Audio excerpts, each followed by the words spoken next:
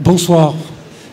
Merci d'être présent ce soir parmi nous à cette rencontre exceptionnelle des Jeudis de Lima, qui s'inscrit dans le cadre de ce qu'on a convenu d'appeler grande figure, qui nous a permis de recevoir pas mal de personnalités.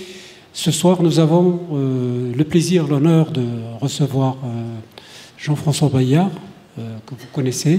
D'ailleurs, vous êtes venu pour l'écouter et échanger avec lui. Je voudrais juste rappeler que la semaine prochaine, avant de passer le micro à Sylvain Bourmeau, que je remercie infiniment, Sylvain Bourmeau qui est producteur et aussi grand journaliste qui a présidé aux destinées de Libération quelques temps avant donc de quitter le journal. Et pour vous dire que on avait prévu la semaine prochaine une rencontre autour du Maroc, le Maroc au présent, et c'était l'occasion de rebondir sur un ouvrage collectif qui faisait un peu le bilan, un état des lieux du Maroc. Malheureusement, cet ouvrage, l'apparition de cet ouvrage a été différée à plus tard, au mois de septembre, et donc on était obligé de remettre à plus tard cette rencontre, et on l'a remplacé par un sujet beaucoup plus brûlant, d'actualité, évidemment. Il s'agit de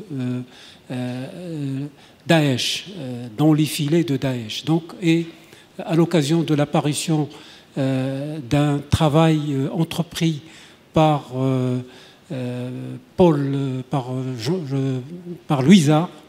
Louisard, et il sera aux côtés de Samir Amghar, qui est un spécialiste du salafisme. Donc, la semaine prochaine, ce sera cette rencontre autour de cette thématique. Voilà, sans plus tarder, je passe le micro à Sylvain Bourmeau et je vous remercie. Juste une dernière chose, je vous demande de rallumer vos portables en sortant de la salle à la fin de cette séance. Merci. Merci beaucoup. Je suis très heureux d'être là ce soir avec Jean-François Bayard, qui est un chercheur que je lis depuis longtemps, depuis mes études en fait, de sociologie politique. Et donc, Jean-François Bayard, j'espère, va nous donner l'occasion ce soir, à partir du thème de l'islam républicain, non seulement d'aborder ce thème, mais aussi de voir en quoi consiste le travail d'un sociologue de la politique et en quoi ce type de réflexion des sciences sociales du politique permet, peut-être, sans doute, moi je le crois, de produire des analyses qui, vous allez l'entendre sans doute, vont contraster avec une bonne part de ce que vous pouvez entendre dans le cadre du débat public s'agissant de questions qui sont aujourd'hui à la une des journaux, sur tous les médias électroniques, mais souvent extraordinairement simplifiées, faute de temps en particulier, faute aussi peut-être de curiosité à l'égard de ce type de travaux. Donc je voudrais aussi saisir cette occasion, et je pense qu'il va le faire, pour montrer quel type de questions on se pose quand on fait de la sociologie politique avec une dimension historique forte et une dimension comparée aussi. Je pense que ce sont deux caractéristiques importantes du travail de Jean-François Bayard. Alors, le plus simple, c'est que je lui laisse la parole. Je vais juste quand même préciser que ce travail de recherche qu'il mène depuis de longues années, il l'a principalement fait dans le cadre du CERI, le laboratoire de recherche de Sciences Po spécialisé dans les questions internationales. Jean-François Bayard est directeur de recherche au CNRS. Et puis, il est également, depuis moins longtemps, titulaire d'une chaire d'études africaines à l'université Mohamed VI Polytechnique de Rabat. Donc il y a évidemment l'expérience de la recherche sur différents terrains, et je pense que c'est aussi ces terrains différents dont il aura l'occasion de parler qui permettent ce regard comparé, qui est au fond assez rare, je trouve. Et puis, évidemment, ça va toujours avec l'enseignement qui accompagne la recherche et la nécessité de transmettre ce qu'on a enquêté et de former aussi des générations d'étudiants qui vont investir ces terrains.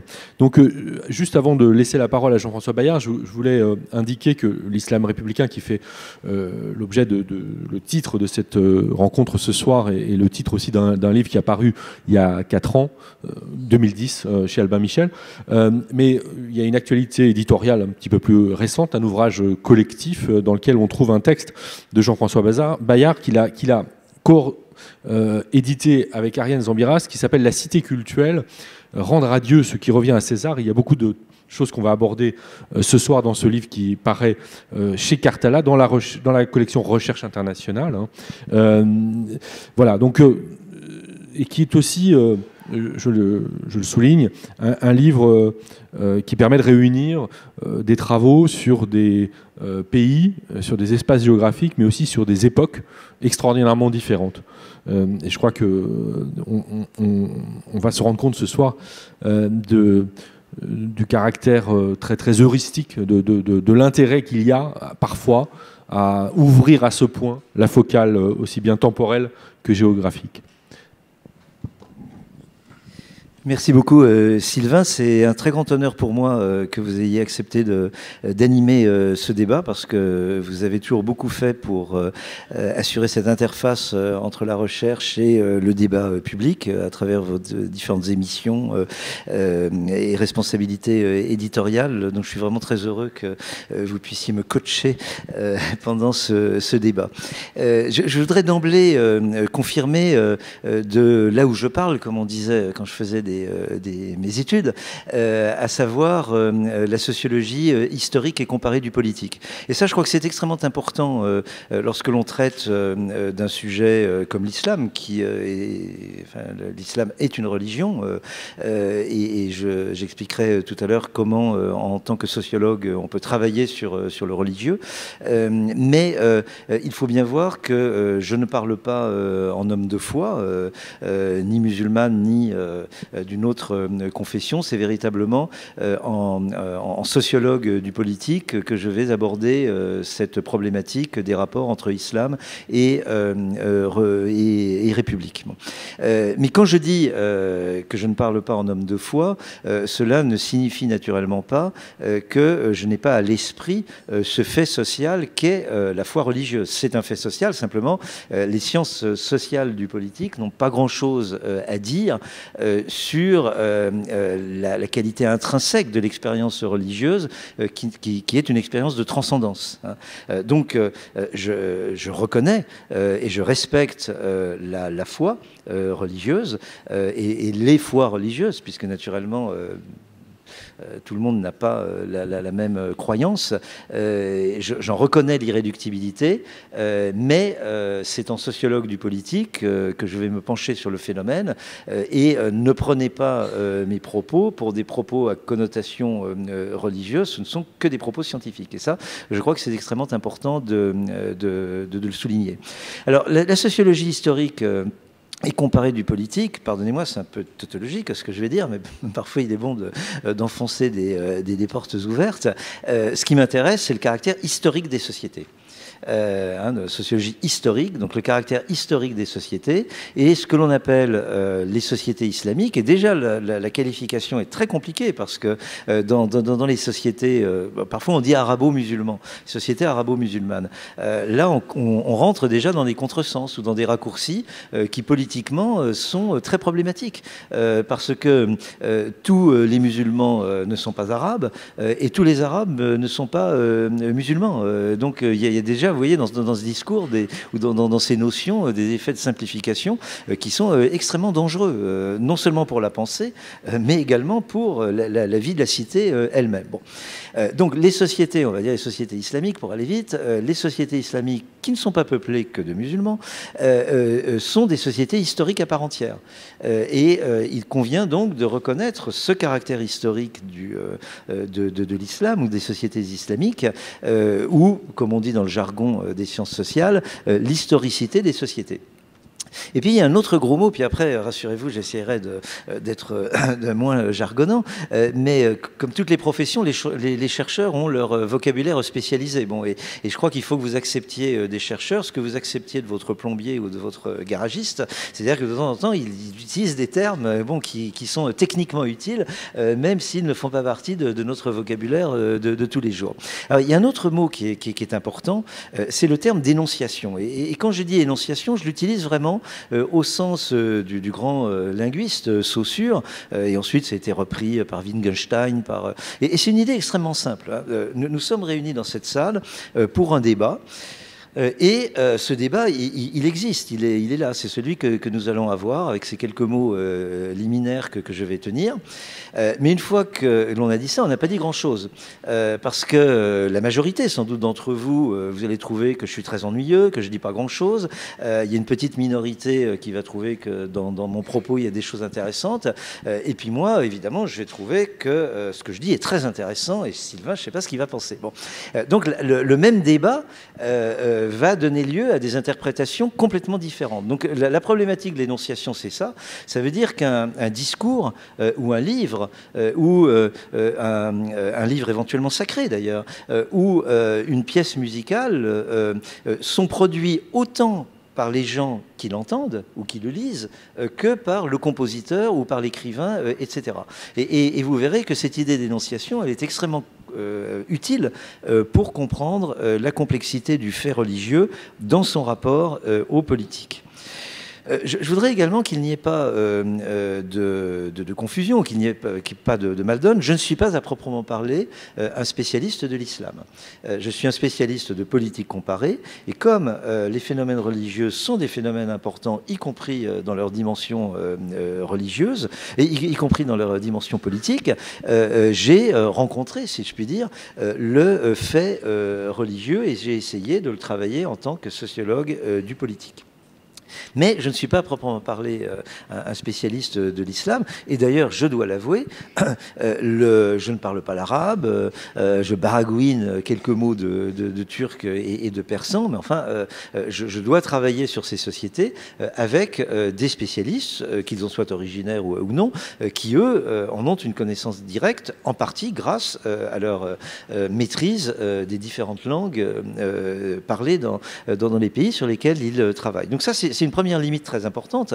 Et si je commets des contresens, par avance, je vous demande de bien vouloir les pardonner. J'espère simplement que ce ne sera pas des contresens d'interprétation ou d'analyse. Vous voyez, mais je peux effectivement commettre des contresens par rapport à la complexité de ces sociétés.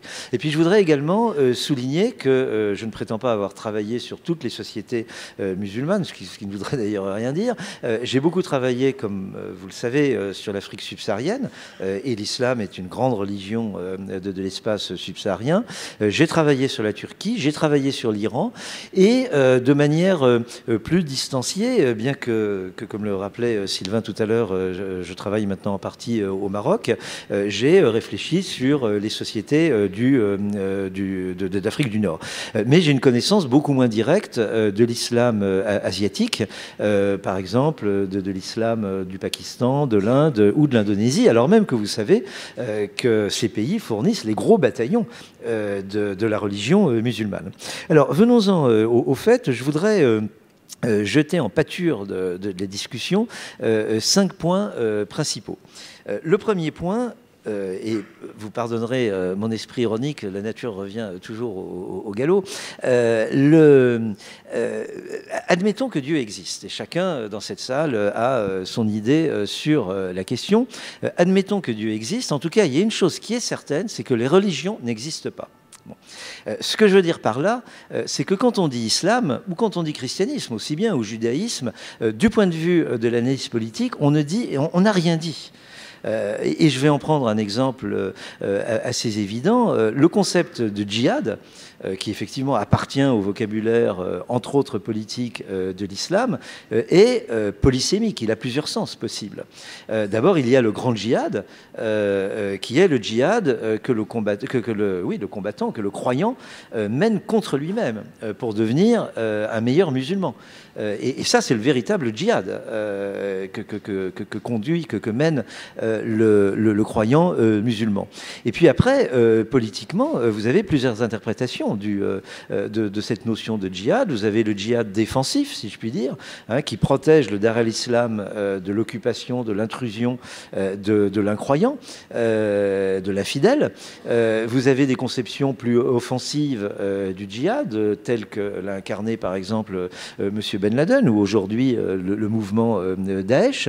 Et ce terme, même politiquement, est très polysémique, il a plusieurs sens. Rappelons également que pour un homme comme Habib Bourguiba, que l'on perçoit souvent comme un chef d'État plutôt laïciste, en tout cas très séculariste, il considérait que le développement était le véritable djihad. Et c'est en ce sens-là qu'il avait bu son verre de jus d'orange en plein ramadan, en disant le véritable djihad, c'est le djihad du développement, nous devons mobiliser toutes nos forces de croyants pour faire progresser nos sociétés. Et c'est la priorité du djihadiste, du combattant.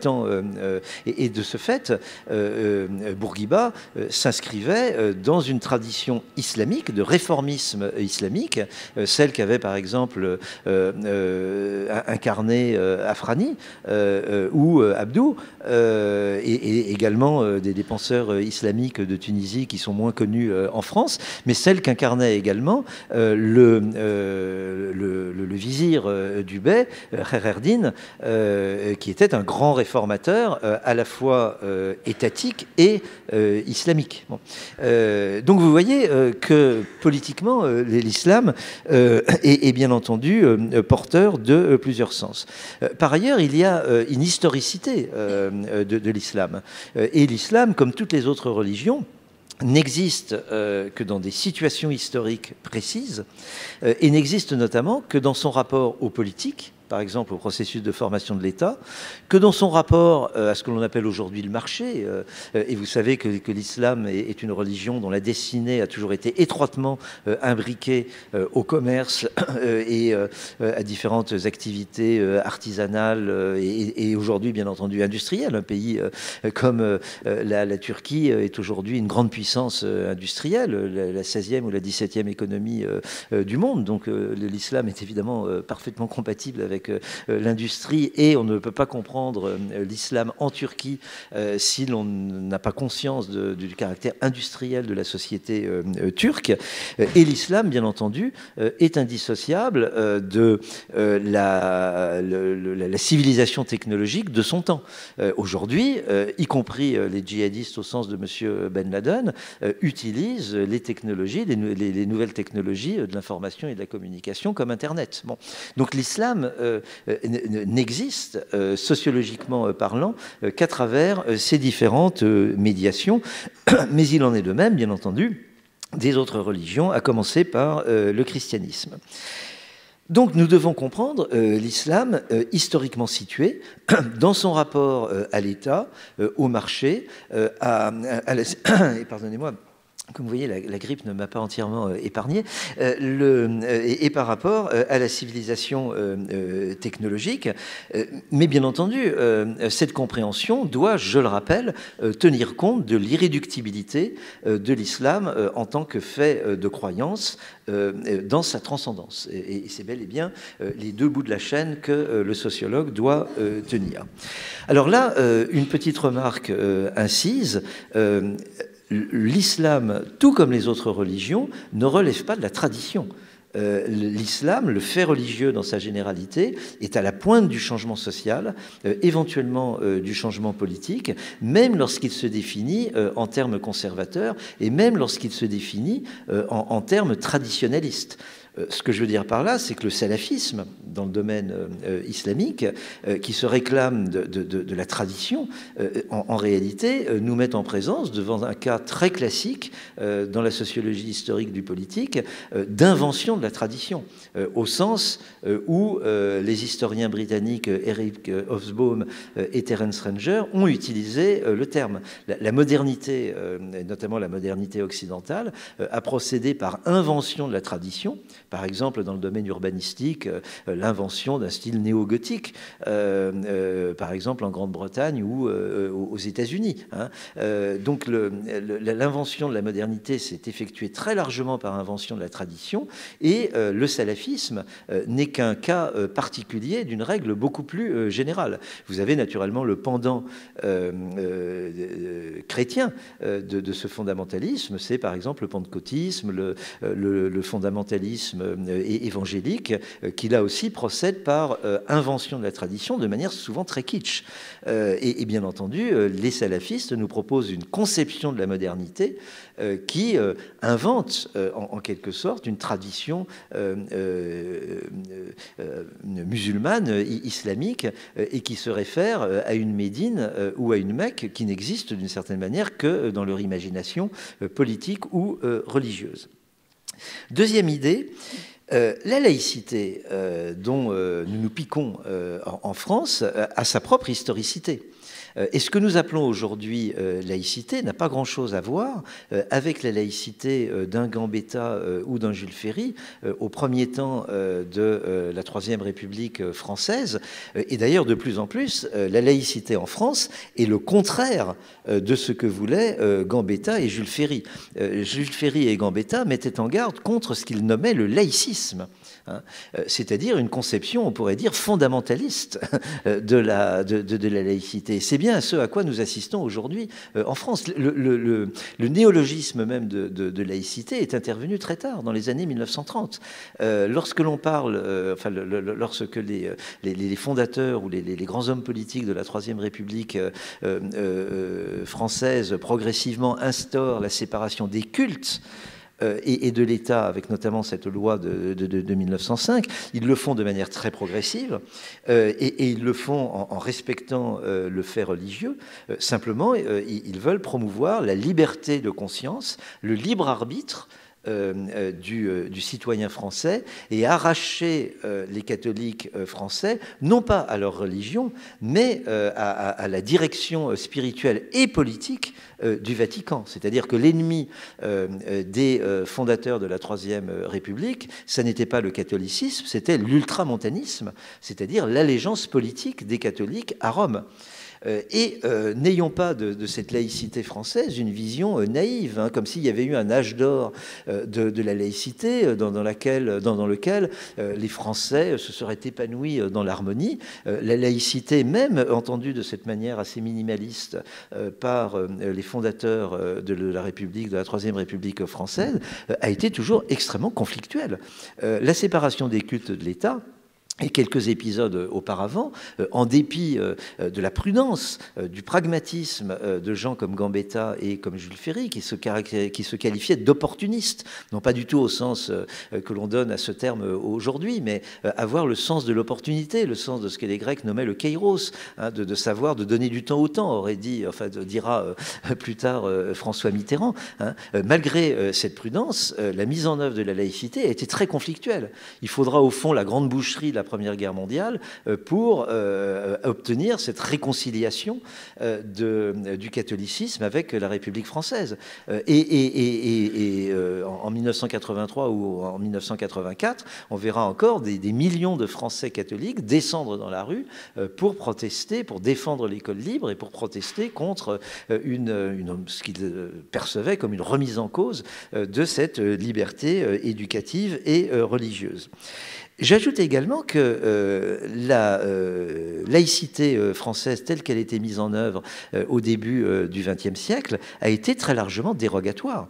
D'abord en France même, parce que là aussi on s'est accommodé d'un certain nombre de choses. par exemple, encore aujourd'hui, je participe dimanche après-midi à une émission de France Culture qui est amputée d'un quart d'heure par rapport à son programme habituel, parce que ce quart d'heure est donné à la célébration du carême protestant.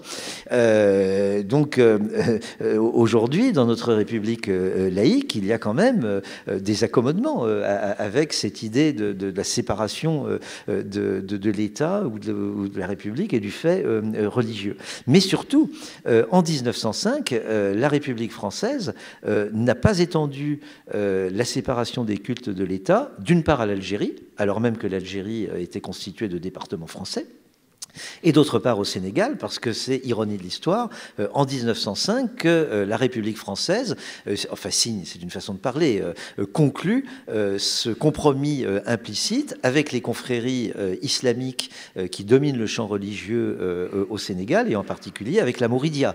Donc vous voyez bien que la République française, là aussi, a fait des compromis en matière de laïcité, et c'est d'autant plus intéressant de le souligner que les jeunes oulémas, les oulémas progressistes, si vous voulez, en Algérie, réclamaient la loi de séparation des cultes de l'État, alors que la République française a reproduit le modèle césaro-papiste d'inféodation de l'islam à l'État qu'incarnait, que la République française, que le colonisateur français avait hérité de l'Empire ottoman, un Empire ottoman qui n'était pas un empire islamique, bien que le sultan fût simultanément calife des croyants musulmans. Vous voyez que les choses sont un peu plus compliquées que l'espèce de western dont on nous parle entre la laïcité et l'islam, ou la République française et la religion.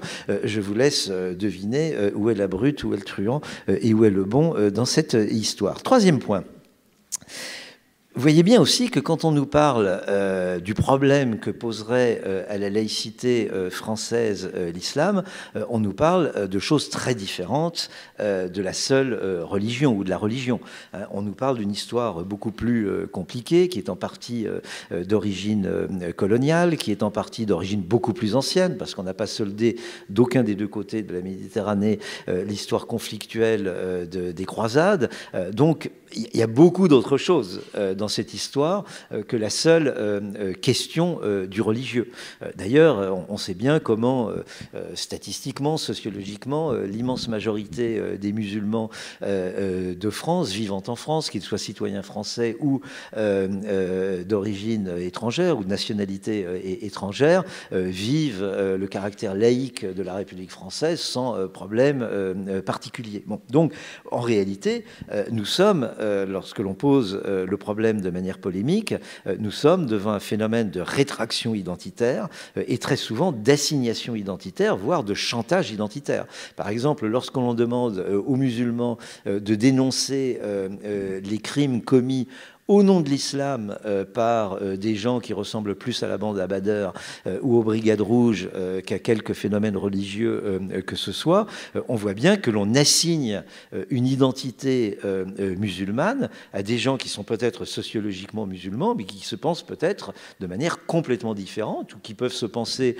musulmans, mais dont l'identification à la République française peut être prioritaire, et qui de toute manière n'ont strictement rien à voir avec les actes criminels de gens qui se prétendent être leurs coreligionnaires. Imaginez par exemple que l'on enjoigne aux Français de confession catholique ou protestante de se désolidariser de l'attentat d'Oklahoma City dans les années 1990, j'ai oublié la date exacte, qu'on les somme de dénoncer les attentats de l'IRA en Irlande, de dénoncer les crimes commis par les adversaires de l'IGV, de l'interruption de grossesse aux États-Unis, qui préfèrent parfois tuer des chirurgiens qui pratiquent l'IGV au nom du droit de la vie, ou encore les très catholiques terroristes qui avaient jeté dans le cinéma Saint-Michel, à quelques stations de métro d'ici, un engin incendiaire pour dénoncer la projection du film La dernière tentation du Christ. Bon. Donc vous voyez bien que lorsque l'on somme les musulmans de dénoncer les attentats, par exemple, de Paris contre Charlie Hebdo ou contre l'Hypercacher, il ne s'agit pas véritablement d'islam en l'occurrence, mais de quelque chose de plus compliqué. Je dois dire d'ailleurs qu'il y a des effets de symétrie. Je crois que c'est le président de la LICRA hier qui manifestait son courroux à l'encontre de M. Netanyahou quand celui-ci enjoint aux Français de confession juive ou de sociologiquement juifs de quitter la France et de rejoindre Israël. C'est aussi procéder par assignation identitaire, parce que vous avez quand même un certain nombre de Français de confession juive ou d'origine sociologique juive qui sont un peu étonnés d'entendre ce genre de discours. Et vous avez des Français juifs qui sont par exemple antisionistes, c'est-à-dire qui ne sont absolument pas d'accord ni parfois avec la création de l'État d'Israël, ni en tout cas avec la politique d'Israël. Et je voudrais citer par exemple la mémoire de Maxime Rodinson ou de citer l'œuvre d'un philosophe comme Étienne Balibar. Donc là, on a un processus d'assignation identitaire.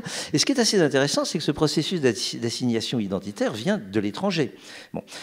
Mais là aussi, la République française est d'une ambiguïté formidable par rapport à l'islam. Parce qu'au fond, d'abord, elle cherche à organiser un islam de France, c'est-à-dire au fond à revenir à un régime concordataire qu'elle a répudié pour ce qui a trait aux catholiques, aux protestants et aux juifs. Et par ailleurs, la République française, plus ou moins ouvertement, sous-traite l'administration, en tout cas religieuse, de ses citoyens musulmans à des États étrangers. En l'occurrence, au Maroc, à l'Algérie, à la Tunisie et à la Turquie, pour nous en tenir à l'essentiel. Donc là, on voit aussi une très très grande ambiguïté et une République française qui réinvente une forme d'administration indirecte à l'intérieur même de l'Hexagone. Vous voyez que mon propos est un peu incisif et polémique, mais enfin, il s'agit, si j'ai bien compris, d'animer la discussion. Quatrième point, alors méchamment, puisque je suis parti pour être un peu ironique, méchamment, je pose une question aux tenants du laïcisme. Où est l'universalisme dans leurs propos? Quatrièmement, l'islam, du point de vue de la sociologie historique du politique, est évidemment compatible avec la République et avec, bien entendu, la démocratie. D'abord parce que l'immense majorité des musulmans vivent en République. C'est le cas de l'Algérie, c'est le cas de la Tunisie, c'est le cas de l'Égypte, c'est le cas des pays aujourd'hui du Machrek à l'exception jordanienne près, c'est le cas de la Turquie, c'est le cas de l'Iran sur lequel je reviendrai dans 30 secondes, c'est le cas du Pakistan, de l'Indonésie et j'en passe quelques-uns. Bon. Et bien entendu, chacune de ces républiques a sa particularité. Par exemple, la laïcité turque n'a rien à voir, c'est même le contraire de la laïcité française, puisque la laïcité turque est néo-ottomane. Elle assure la subordination de l'islam à l'État, pas par le biais de la Dianet, par le biais de la direction des affaires religieuses, alors que la République française, la laïcité française, assure la séparation. Donc on voit que le caractère historique des sociétés est fondamental et que les mots, par exemple la laïcité, sont des mots valises. Bon. Et de même, bien entendu, toutes ces républiques ont une historicité particulière et l'islam dans ces républiques a sa propre historicité.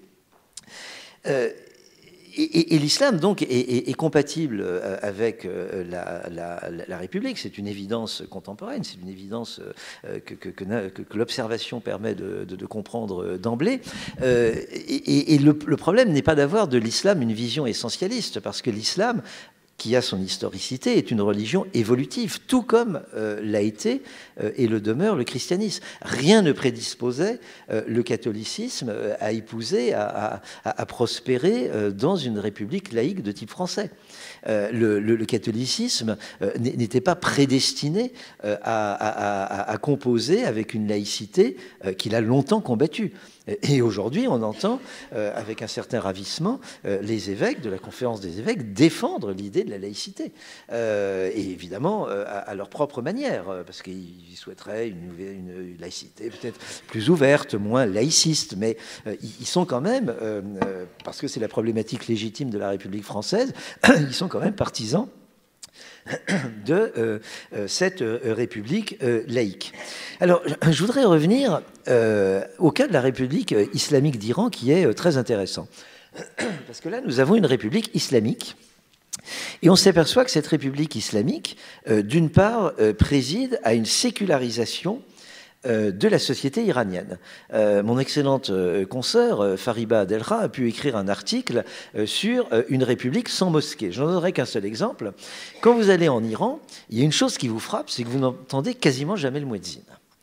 Alors que quand vous êtes en Turquie, république laïque, vous avez intérêt à bien choisir votre hôtel parce que parfois, si vous avez le sommeil léger, vous pouvez être perturbé. Alors précisément, la République islamique d'Iran a interdit la sonorisation des minarets parce que l'appel du muezzin trouble le sommeil, et notamment le sommeil des personnes âgées et des écoliers. Donc la République islamique a fait passer avant la religion un objectif, je dirais, de santé publique, le respect du sommeil des personnes âgées et des enfants. Donc là, vous avez un très bel exemple de sécularisation de la société sous les auspices d'une république qui se réclame de l'islam et qui se réclame simultanément de la légitimité du suffrage universel, qui est donc déjà dans une situation de légitimation compliquée. En tant que telle, la République islamique, et ce n'est pas assez su en France, a fait passer la rationalité, la raison d'État avant la raison de la religion. Et ça s'est passé de manière assez rapide. Au début, effectivement, la République islamique avait une orientation assez trotskiste, au fond, hein, la révolution islamique dans tous les pays. Et puis notamment dans le contexte de la guerre d'agression qu'a déclenché l'Irak à son encontre en 1980, la République islamique a eu une espèce de réflexe à la Valmy, hein, défense de la nation, et a fait passer cette logique de la raison d'État en première ligne, c'est le cas de le dire, puisqu'il s'agissait d'une ligne de front. Mais également sur le plan de la fiscalité. Très rapidement, on a vu la République islamique dire, mais attendez, les impôts islamiques c'est une chose, mais il y a quand même les impôts que vous devez à l'État, et à essayer de fiscaliser une société iranienne, et notamment un bazar iranien qui était assez rétif, mais ça c'est pas proprement islamique, on le sait bien en France, au paiement et au respect de l'obligation fiscale. Mais le plus intéressant se situe en 1988, lorsque Ali Khamenei, qui à l'époque était président de la République, au cours d'un prêche du vendredi, déclare que l'obligation religieuse est prioritaire par rapport à toutes les obligations politiques, et que notamment l'obligation du Hajj s'imposait dans un contexte extrêmement difficile, puisque vous vous en souvenez, il y avait un gros conflit entre l'Arabie Saoudite et la République islamique qui s'était traduit par des morts, etc. Bon, vous vous souvenez de l'histoire. Et là, on a une lettre de l'ayatollah Khomeini, de l'imam Khomeini, qui écrit Monsieur le Hajjat al-Islam, parce que l'ayatollah Khomeini aimait bien rappeler à Ali Khamenei qui n'était pas ayatollah, Monsieur le Hajjat al-Islam, vous faites fausse route. Ce qui compte, la priorité, c'est la défense de l'État islamique. Et si la défense de cet État islamique passe par la relégation au moins temporaire d'un certain nombre d'obligations religieuses, il doit s'y résoudre. Donc l'obligation du Hajj est tout à fait secondaire par rapport à l'objectif de la sécurité nationale. C'était un peu la substance de cette lettre. Bon. Donc vous voyez que même dans une république islamique, en réalité, l'impératif républicain s'impose à bien des égards à l'impératif religieux au sens strict du terme. Pour finir, puisque Sylvain m'a demandé un petit peu de parler de la cuisine du métier de sociologue du politique lorsqu'il doit travailler sur le religieux, je voudrais énoncer 3 règles de méthode qui sont extrêmement simples, rassurez-vous. La première règle, c'est qu'il faut travailler d'abord sur les pratiques. La religion, d'ailleurs, il y a un terme, hein, c'est la pratique religieuse. Je crois que ce terme, il faut le prendre au sens strict du terme. La religion, c'est d'abord la pratique des croyants. Et également, d'une certaine manière, la pratique des gens qui sociologiquement relèvent de cette religion, mais qui ne sont plus forcément des croyants, ou qui peut-être sur leurs vieux jours vont redevenir des croyants. Donc vous avez déjà des itinéraires de foi. On n'est pas croyant de la même manière quand on est adolescent, quand on est une personne adulte, quand on est une personne âgée. On peut perdre la foi, on peut la relativiser, on peut se convertir à d'autres religions, etc., etc. Donc vous avez des itinéraires religieux également. Donc il faut voir ce que font les gens, au sens le plus basique du terme. Et de ce point de vue, l'étude des textes ne nous apporte pas grand-chose. L'étude des textes, évidemment, elle est importante pour l'homme de foi pris dans sa transcendance, dans son effort de transcendance, dans sa relation à Dieu. Mais si on veut comprendre politiquement, par exemple, l'islam en tant que pratique, j'espère ne pas commettre de blasphème ou choquer des gens, mais la lecture du Coran n'est pas très importante. Un grand hebdomadaire titre ce matin « Que nous dit le Coran ?» En tout cas, politiquement, il ne nous dit pas grand-chose. Et je rappelle que politiquement, les musulmans lisent très différemment le Coran du point de vue politique. Sinon, bien entendu, les sociétés musulmanes seraient un lac d'harmonie, alors qu'elles sont parcourues, elles sont déchirées par des conflits qui opposent l'islam à l'islam, qui opposent des musulmans aux musulmans. Et on n'est absolument pas dans une logique de clash de civilisation, comme on l'a dit. Ce qu'il faut bien voir également, quand on observe les pratiques, c'est que les croyants sont très incohérents. Et que souvent, leurs pratiques sont contradictoires. Et très souvent, les pratiques sont contradictoires avec les textes ou les injonctions des autorités religieuses elles-mêmes. Je vais en prendre un exemple qui va nous sortir de l'islam, mais qui permet précisément d'y revenir, je pense, par comparaison précisément. Vous savez que les jeunesses catholiques françaises portaient une dévotion et une affection particulière au pape Jean-Paul II, qui était toujours accueilli comme un triomphateur lors de ces grands rassemblements populaires.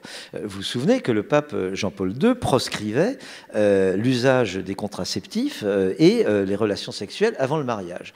Il est très vraisemblable, lorsque l'on regarde la démographie de la société française, que la plupart des jeunes catholiques qui adulaient Jean-Paul II pratiquaient la contraception et avaient des relations sexuelles avant le mariage, et en tout cas vivaient en concubinage avant de se marier.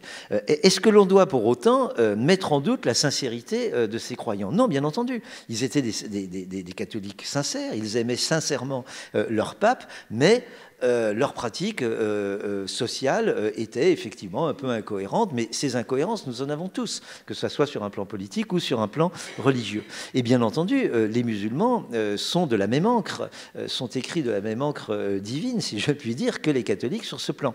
Et chacun interprète, par exemple, la question du voile est très révélatrice. Toutes les femmes musulmanes et tous les musulmans n'ont pas la même conception du voile, de sa nécessité, de sa forme, etc. Donc ces croyants sont sincères, mais bien entendu, ils sont assez largement incohérents, ce qui est plutôt rassurant. Deuxième règle de méthode, ne pas faire de surinterprétation religieuse. Et là, je cite implicitement l'article d'un grand historien de l'Antiquité romaine, Paul Venn, qui nous met en garde contre les dangers de ces surinterprétations religieuses, en analysant notamment la Villa des Mystères à Pompéi. Prenez la pratique du Hajj effectuée par des musulmans, qui est vraiment un temps de sacralité extrêmement important, un temps de socialisation et un moment crucial de l'itinéraire religieux du croyant musulman. Comme le disait Michel de Certeau, il est impossible d'isoler la dimension religieuse de cette pratique du pèlerinage d'autres dimensions mondaines, comme diraient les catholiques. Quand vous faites le Hajj, certes, vous effectuez un acte religieux ô combien sacré, qui vous met dans une relation de transcendance avec votre Dieu, mais simultanément, vous faites du shopping et vous faites, comme aurait dit Pierre Bourdieu, de la distinction sociale. C'est-à-dire que quand vous allez revenir à Téhéran Oran ou à Alger, vous allez bien sûr revenir pourvu de cette aura, de cette notabilité, de cette respectabilité que vous garantit la pratique, certes religieuse, mais également sociale, mondaine, du pèlerinage. Et il est frappant de voir que dans les pèlerinages, aussi bien musulmans que catholiques, des moments très profanes, parfois de franche rigolade entre les pèlerins, de blagues, de plaisanteries, de tourisme, succèdent à des moments de religiosité extrêmement intenses. Et cela, on le retrouve dans les pèlerinages musulmans, par exemple, enfin dans les pèlerinages des femmes chiites à Damas, lorsque cela était possible, cela a été filmé de manière très précise, à nouveau par ma consoeur Fariba Adelkha. Donc pas de surinterprétation religieuse. Et puis troisième, pour finir, remarque de méthode, la religion, c'est ce qu'en font les autorités religieuses, hein, les oulémas, les cheikhs dans le cas de l'islam, de plus en plus les intellectuels islamiques, hein, qui sont bel et bien des figures de l'islam en situation, puisque la figure de l'intellectuel islamique, par exemple le journaliste islamique ou le professeur d'université islamique, c'est un produit de ce que ma collègue Nadine Picodou nomme le moment moderne de l'islam. C'est né de cette appropriation, par exemple, du modèle occidental de l'université par les sociétés musulmanes. La grande réforme d'El-Azhar, par exemple, au début du XXe siècle. Donc vous avez l'islam des autorités religieuses ou intellectuelles, mais l'islam vit également par le bas. Par les confréries, par les awayas, par les dorés en Iran, par ces cercles de sociabilité qui, par exemple, célèbrent Moharram, ou encore par ces réunions féminines, les jalessés extrêmement importantes, qui sont des réunions de sociabilité religieuse féminine. Et dans les jalessés, bien entendu, il y a aussi d'autres activités que le simple commentaire ou la simple réflexion religieuse. C'est aussi un haut lieu d'alliance matrimoniale, par exemple. Bon. Donc, la religion, elle existe également par le bas, par toute la création d'une société civile, on dirait, mais au sens strict du terme, c'est-à-dire non pas la société hors de l'État, mais la société dans son rapport à l'État. Et tout cela nous ramène au grand sociologue du religieux qu'est Max Weber, qui insistait beaucoup sur ce concept de Gemeinde. Jean-Pierre Grossin propose de traduire ça par groupement, du groupement religieux qui a été un élément fondamental de la production de l'islam, mais également du christianisme.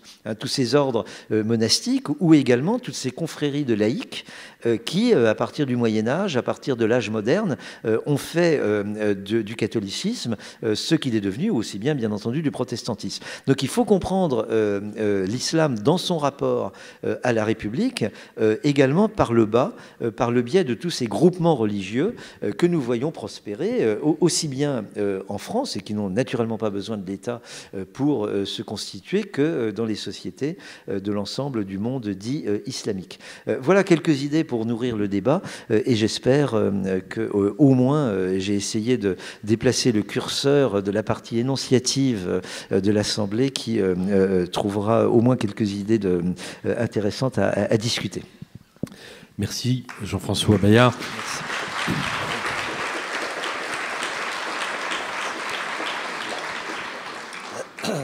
Et avant de donner la parole, de vous donner la parole dans la salle pour des questions, je vais moi me permettre d'en poser quelques-unes à Jean-François Bayard. Je voulais commencer par une question à partir de ce propos un peu ironique, donc, selon lequel la religion n'existe pas. On a mieux compris par la suite ce que ça pouvait vouloir dire, c'est-à-dire le fait d'insister sur la très grande hétérogénéité des pratiques que l'on associe à la religion. Et au fond, la faiblesse des analyses de la religion qui la réduisent à un seul texte, comme en donne l'exemple cet hebdomadaire qui, au moment où beaucoup de questions se posent dans notre espace public sur la place des religions, voudrait proposer d'y répondre uniquement en revenant au texte. Mais ça, c'est un réflexe scolastique bien connu, qu'on hérite parce qu'on l'apprend à l'école, quel que soit l'endroit où on a été formé, je pense, dans le monde.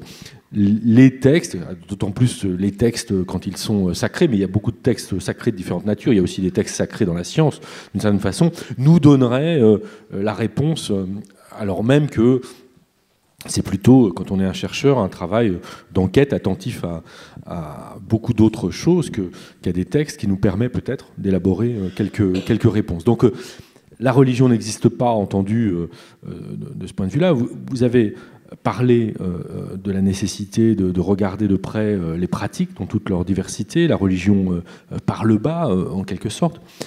Moi, j'ai quand même une question qui m'est venue à l'esprit en vous entendant, c'est que parce qu'au fond, elle est assez souvent formulée quand on tente de comparer, en posant la question des relations entre les religions et l'État en France. C'est la question des différentes organisations sociales ou des différents systèmes hiérarchiques, gouvernements politiques des religions et qui sont, c'est vrai, extrêmement contrastés entre, d'un côté, une église catholique ou plus largement le christianisme lui-même qui est coupé en différentes autorités depuis longtemps, etc. Et puis l'islam et puis le judaïsme, pour prendre que ces trois religions-là, on a l'État a en face de lui des interlocuteurs qui représentent ou incarnent des formes d'autorité de ces religions qui sont assez peu comparables les uns aux autres. Alors ma question c'est celle-là, c'est comment on fait quand on compare. Là on ne compare pas de pays à pays ou de situation historique à situation historique, mais déjà aujourd'hui, mettons aujourd'hui en France, comment on compare ça? Parce que faire la sociologie politique et historique des religions, ça peut être aussi, j'ai quelques souvenirs de mon maître de ce point de vue, Jacques Lagroix, qui a beaucoup écrit sur l'Église catholique, ça peut être aussi s'intéresser au processus d'institutionnalisation des religions. C'est-à-dire que les religions, ce n'est pas uniquement des pratiques qui évoluent au fil du temps, c'est aussi des pratiques qui évoluent d'une certaine manière et qui se sédimentent, qui durcissent en quelque sorte socialement et se constituent en institutions. Ce qui rend parfois le changement ou l'évolution plus difficile, plus coûteuse, plus lent. Pas toujours. Elles peuvent aussi favoriser parfois peut-être ces processus d'institutionnalisation, des changements brusques. Mais en tous les cas, comment, avec les outils de la sociologie politique, vous procédez à une comparaison et comment vous pouvez apporter des éléments de réponse à cette objection que l'on entend souvent qui est que la République française se trouverait un peu démunie face à certaines religions parce qu'elle n'aurait pas l'habitude de s'adresser à elles de la même façon qu'elle a l'habitude de s'adresser depuis plusieurs siècles aux autorités de la religion catholique. Alors, c'est une question très complexe et vous avez tout à fait raison d'insister sur cette dimension de l'institutionnalisation qu'il faut sans doute saisir de deux manières. D'abord, il y a, je suis entièrement d'accord avec vous, une institutionnalisation par les religieux eux-mêmes, les autorités, mais aussi bien d'ailleurs les en bas du bas, comme on dit en Côte d'Ivoire, lorsqu'ils produisent, si vous voulez, du religieux, ou lorsqu'ils agissent en tant que croyants dans l'arène sociale. Alors, l'institutionnalisation religieuse par le haut, par exemple, c'est le meilleur exemple, c'est sans doute l'Église catholique. Et là, la comparaison avec tout ce travail, à partir de la chrétienté notamment médiévale, hein, d'institutionnalisation très complexe de l'Église catholique, qui est simultanément d'ailleurs une institutionnalisation politique, puisque les historiens ont montré comment la papauté en tant qu'État au Moyen-Âge a été la grande matrice de ce qui deviendra l'État à l'âge moderne, notamment tel que, entre autres, Machiavel ou Bodin le codifieront. Donc là, mais à l'origine, c'est quand même un travail d'institutionnalisation religieuse. À cet égard, la comparaison, comme nous y invite Paul Venn, est une opératrice d'individualisation. C'est-à-dire que, par exemple, on peut partir du modèle ecclésial chrétien, et là, tout de suite, si on l'applique au monde musulman, les différences sautent aux yeux. Non seulement entre le catholicisme et le monde musulman, mais à l'intérieur même du monde musulman. Parce que, par exemple, je parle sous votre contrôle, parce que la plupart d'entre vous, vous connaissez mieux le sujet que moi, mais dans les pays, dans le sunnisme, comme on dit, il y a déjà un très très grand pluralisme d'autorités religieuses et dont l'institutionnalisation, par exemple, est moins poussée peut-être que dans l'Iran chiite. Mais dans l'Iran chiite, il demeure ce principe de pluralisme religieux. Et puis là aussi, il y a une historicité du chiisme, parce que le chiisme que nous connaissons aujourd'hui en Iran est un produit du 19e et du XXe siècle, et c'est pas un schisme atemporel. Bon.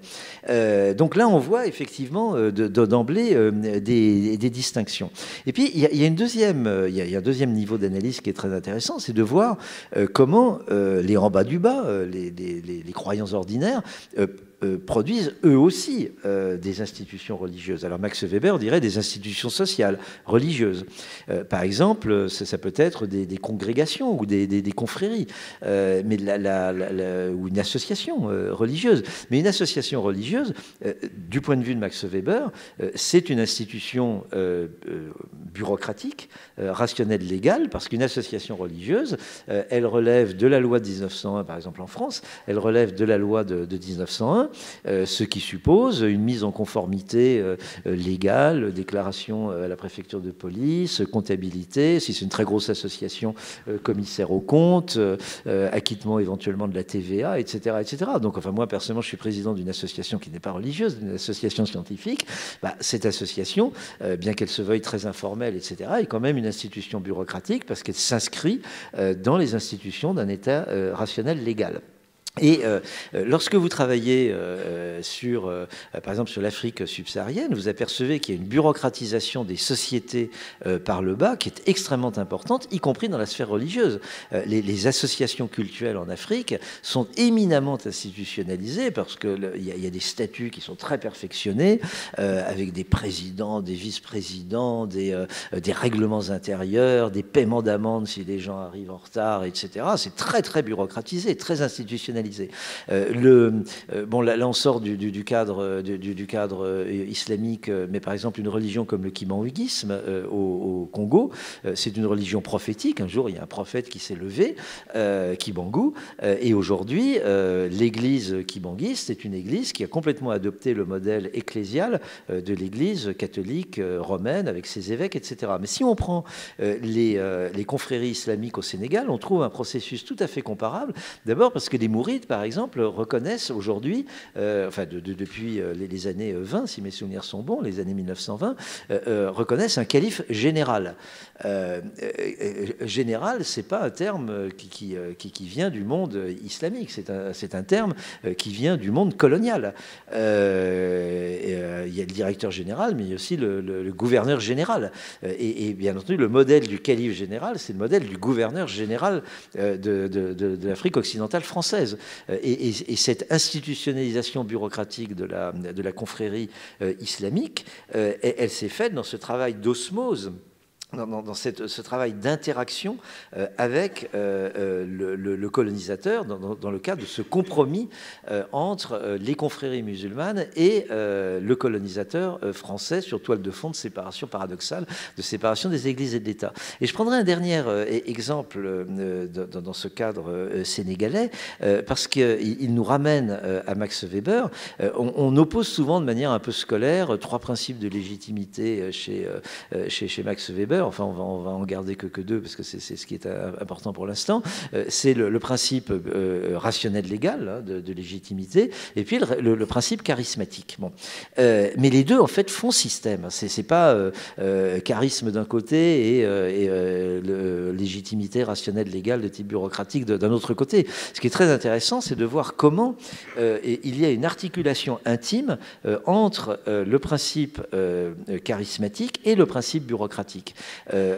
Par exemple, un cher, le général, il se désigne lui-même, le général Kara, qui est un cher d'une branche de la Mouridia au Sénégal, donc, il se réclame d'un principe charismatique et il exerce une très grande autorité charismatique sur ses talibés, sur ses disciples, mais simultanément, il les encarte.